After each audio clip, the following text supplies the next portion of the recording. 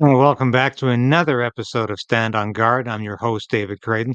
Thanks for joining me again today. That's two broadcasts in a day. Yes, we're on a roll. We've got so much to talk about. I think you're going to like this episode a lot. We'll be back in a minute to discuss. So we are in a very precarious position in this country. We need political change, but we also need to resolve to resist.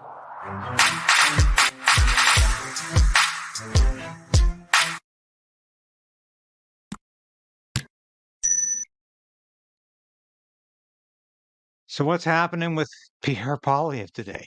Conservative leader at a news conference today, and he had some incredible things to say. Now, I'm the first one who has criticized Mr. Poilievre for being reticent at times to come out on hard social issues. He hasn't done that today. He has been forthright and honest, and I think it's very significant what he talked about. And the first thing is, what about putting biological men with women in change rooms, in prisons? Let's have a listen to what Mr. Poilievre said today. Should be exclusively for females, not for biological males. You asked if I introduced legislation on that. A lot of the spaces you described are provincially and municipally controlled. So it is unclear what federal legislation what reach federal legislation would have to change them. But obviously, female sports, female change rooms, female bathrooms should be for females, not for biological males. Thank you. Thank you. This is massive. And it does take a bit of courage for the conservative leader, the opposition leader, to say this, because you know he's going to be attacked directly by Justin Trudeau, the prime minister, who just thinks this is horrible because this is not something Trudeau is going to support. And everybody who is caught up in this transgender obsession is going to be objecting to what Poilievre said today. But really, it's commonsensical. And the reporter who asked this question from Rebel News made the point that the Trudeau government has been waging a war on women. That it's not safe for women to be anywhere, even in prison, because they're being forced to be there with biological men.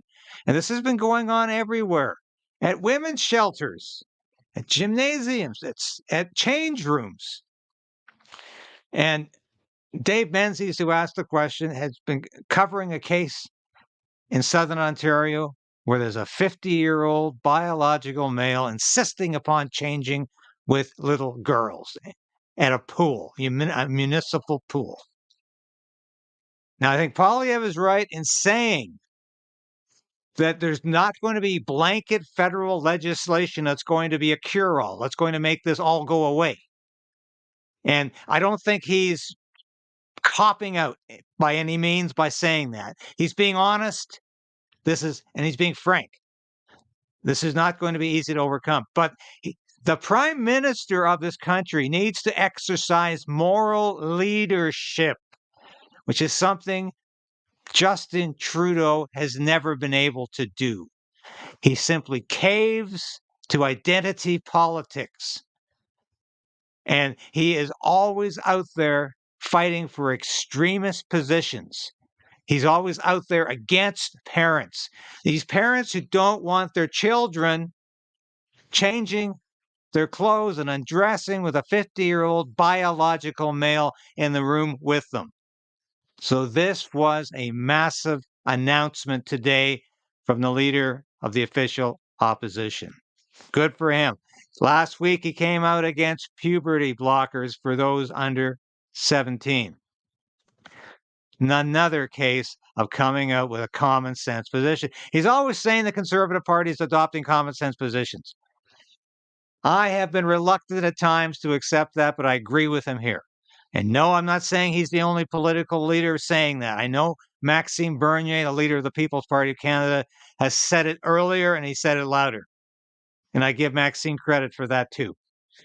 But Pierre Poilievre is more than likely going to be the next Prime Minister of Canada, and he needs to say these things too, and thank God he's doing it. I want to go to the next question, and that was about, is Pierre Poilievre aware of Trudeau's next censorship legislation, which tentatively has been called the Online Safety Act, will probably be called that again, but is also being referred to as the Online Harms Act. Let's hear what Mr. Poilievre says about that. We will oppose Justin Trudeau's latest attack on freedom of expression. And I want to ask, what does Justin Trudeau mean when he says the word hate speech? He means speech he hates. So, for example, let's go through some of the things he said is hate speech. Jerry Butts, the PMO puppet master, said that it was hate speech to criticize Trudeau for using the ridiculous term people kind, right? Justin Trudeau said anyone who criticized him during the pandemic was engaging in hate speech. Basically, anybody who disagrees with his radical agenda when it comes to kids, he says is hate speech. He attacked Muslim parents who were protesting against his agenda. Is he going to criminalize those Muslim parents for protecting their children in schools? Go down the list of things that Justin Trudeau disapproves of, and you can imagine all of the things that will be criminalized. Then there becomes the question of who is going to be in charge of determining what is hate speech. Recently, a school board in Ontario banned Anne Frank's books. Okay, so would that be considered hate speech under Justin Trudeau's woke authoritarian agenda? I think it would. So anyone who thinks that speech they don't like is going to be criminalized and therefore the bill should be supported, go through that. Those people should go through the list of their own thoughts that Justin Trudeau considers to be unacceptable views, and you can assume that he will ban all of that as well. And finally, I point out the irony that someone who spent the first half of his adult life as a practicing racist, who dressed up in hideous racist costumes so many times he says he can't remember them all, should then be the arbiter on what constitutes hate. Why doesn't he? What he should actually do is look into his own heart and ask himself why he was such a hateful racist. For despite his enormous personal privileges of a multi-million-dollar trust fund, being the son of a prime minister, growing up in mansions, traveling the world, why he had so much hate in his heart that he was such an awful racist.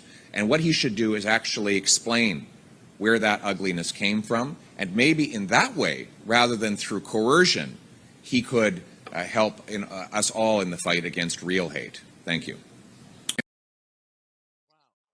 Now that's turning the tables on Justin Trudeau, who's always accusing his enemies, political enemies, his political opponents, anyone he disagrees with as being racist, misogynist, sometimes even Nazis.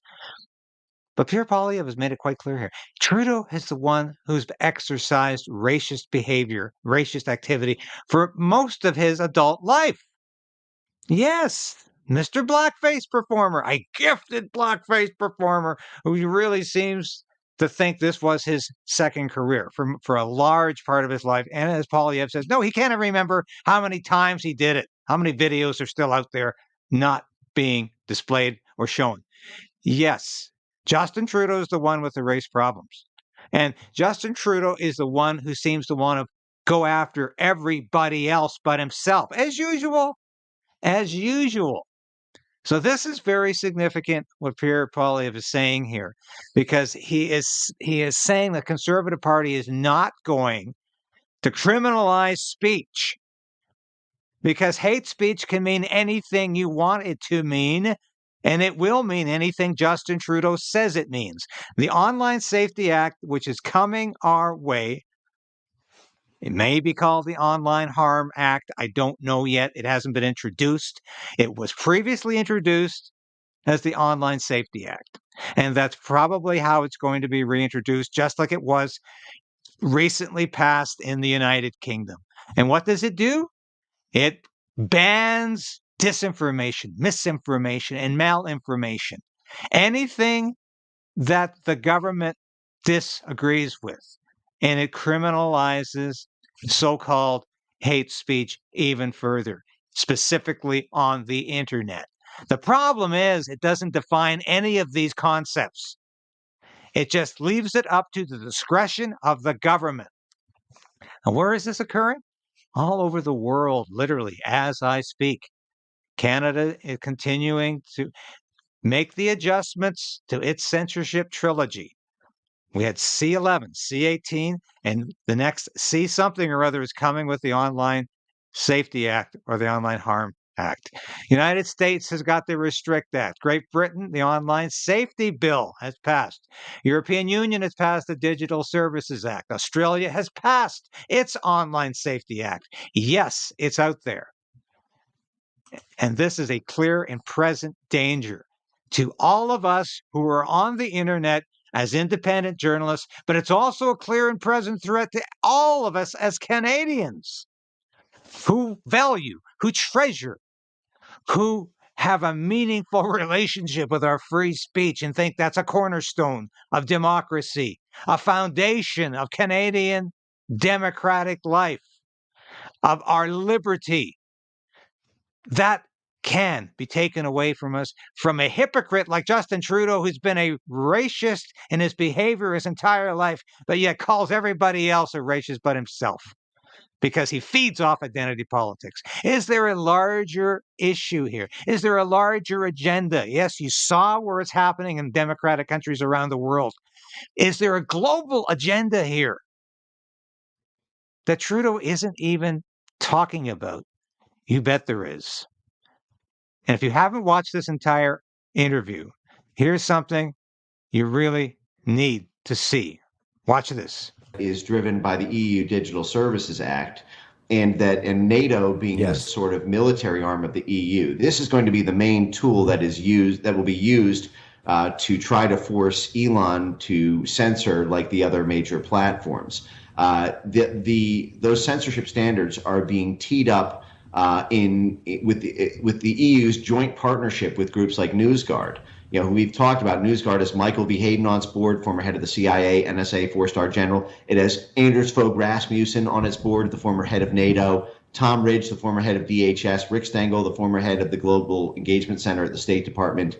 It is this sort of apex predator of the national security state all-star squad, and it's working with the European Union to craft the disinformation regulations that X is going to be in a bind to comply with, because it'll cost them 6% of their annual revenue if they don't comply, and they're not going to want to get kicked out of the EU market, because the EU market is even larger than the US market. It's 450 million people in the EU versus only 300 million some in the US. So they're really caught in the crosshairs here. You know, I don't mean to take it back to Taylor Swift, but you know, you had the head of the EU make a plea 3 weeks ago to Taylor Swift to do a get out the vote campaign for in all the European countries that her European tour is set to do just weeks before the EU elections. And you know, the main thing is if the EU's parliamentary majorities hold for the pro-NATO factions, they will be using this transatlantic flank attack. That is, the U.S. State Department will be working with the EU regulators to force any U.S. companies who don't take down disinformation about the elections to essentially forfeit their entire EU market license. So if you haven't listened to Mike Benz before, he's a former member of the deep state. He knows what's going on. He was part of the engineering of it. He knows what's happening. How, yes, Elon Musk will be a target for not bowing to the censorship regulations. Elon Musk is by no means perfect, and neither is his social media outlet X. I have trouble with it all the time in terms of it suppressing my stories, but he is trying to move it away from the blanket censorship it had experienced previously. And you bet the international censors want to come down on him with all their force and all their might. So this is a very dangerous operation that's going on. And the last thing we need to do as Canadians is to pretend it's somebody else's problem. Justin Trudeau, as an acolyte of the World Economic Forum, as a fan and a friend of the WEF's director, Klaus Schwab, has been instrumental in advancing the censorship agenda in Canada and around the world. What goes for Canada, as you can see, is going for other democratic countries, and the EU is taking a very hard line on this, and it's going to further impact us all in Canada and throughout the world. So this is a very dangerous position. And Poilievre needs to be frank and honest about that, and he needs to make his opposition to the criminalizing of free speech. He needs to say, no, a conservative government won't do it. It will repeal any movements by the Liberals, by the Trudeau government to do so, and it will always come down on the side of free speech and against these nebulous and undefined concepts of misinformation, disinformation, malinformation, and hate speech, which are up to anybody's interpretation, especially those who are in power and who want to lord it over us and take away our rights. So this is very important stuff. I urge you, get educated, make sure you know what's going on. And when this bill is introduced, and it will be, make sure you understand what it's all about, and make sure you, your friends, and your family are actively opposing it, writing your MPs, making sure that they understand this is very dangerous ground that we as Canadians are not prepared to walk on. So bravo for Poilievre today with this news conference for coming out with some truth and with some courage. Yeah, if he falters on this, I'm going to be the first person to hold him accountable, just like I hold Trudeau accountable. But I congratulate him on doing this today and for saying this, because there's nothing more foundational to our democratic way of life than our free speech. Thanks so much for watching today. Please have a look at this brief message. Thank you for watching this episode of Stand on Guard and being a part of the KRAYDEN'S Right channel. If you've watched this episode to this point, you've watched it all. And that's really important for a small station like this. We always say subscribe, hit the bell, be a part of the Krayden resistance. Resolve to resist. That's what we're doing. And if you become a subscriber, if you're a supporter of this station or a member through Substack, through YouTube, and now you can be a local as well, that's so important to us because I couldn't do this without you. I made a decision to become an independent journalist about a year ago because I wanted to bring all of my experience in the military, in journalism, to you. I don't promise anything I can't deliver. I don't offer clickbait. I offer truth. The truth is out there, and it's my job to bring that truth to light and to you. Thanks for being a part of the KRAYDEN'S Right resistance, and we'll see you again soon. So we are in a very precarious position in this country. We need a political change, but we also need to resolve to resist